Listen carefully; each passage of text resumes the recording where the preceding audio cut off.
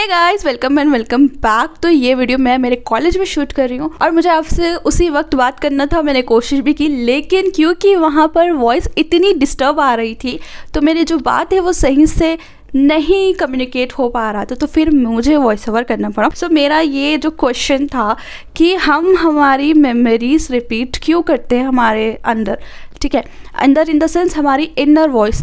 यहाँ पर हमारे मेमोरीज इतने रिपीटेड होते हैं जिसकी कोई हद नहीं है और वो हमें इतना डिस्टर्ब करते हैं। वो हमें कभी रुलाते तो कभी सैड कर देते थे, कभी ऐसा करते कि मैं दुनिया से आइसोलेट हो जाऊँ, और ये वाले अच्छे मेमोरीज नहीं होते। तो ये है क्या? तो यहाँ पर मैं अपने डाउट्स कनेक्ट कर रही थी और ये वीडियो आपको कोई ऐसा प्रॉपर नहीं लगेगा क्योंकि प्रॉपर कभी होता ही नहीं है सिस्टमैटिक, वो तो हम बनाते हैं, वरना जो लर्निंग्स है वो ऑन ग्राउंड रियलिटी ऐसी ही होती है।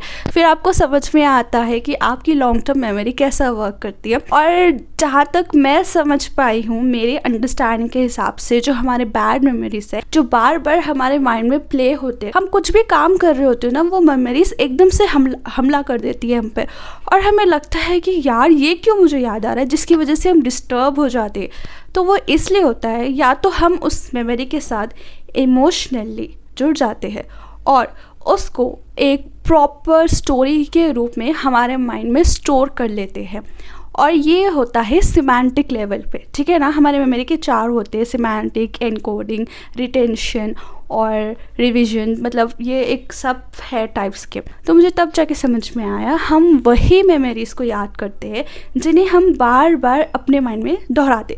पहले बताती हूँ, पहले क्या होता है, कोई सिचुएशन हमारे साथ होती है और हमने उसको लेबल किया, हम या कोई भी, ठीक है, हमने उसको लेबल किया कि वो सिचुएशन अच्छी नहीं थी, वो बुरी थी, वो बहुत बुरी थी। तो अब वहाँ से ना हमारा एक इमोशन जुड़ गया उस चीज़ को लेकर कि वो तो बुरा था, ठीक है, और फिर अब हम उसको अपने अंदर बार बार रिपीट करेंगे, ठीक है। ये प्रोसेस पहले कॉन्शियसली होता है, देन वो प्रोसेस कब सबकॉन्शियसली होने लगता है, वो हमारे सबकॉन्शियसली होने लगता है। मतलब हम तवज्जो नहीं दे रहे तब भी वो मेमोरी हम पे अटैक कर रही है, और उस मेमोरी से रिलेटेड अगर हम आसपास की चीज़ें देखेंगे तो वो भी आता है। अब सवाल ये है, इस मेमोरी से हम कैसा डील करें? ऑनेस्टली डोंट नो, क्योंकि मुझे ये प्रोसेस समझने ही इतना टाइम लग गया। तो आपके पास इसका कोई सलूशन है तो कमेंट सेक्शन में ज़रूर बताइए। मिलते हैं नेक्स्ट वीडियो में।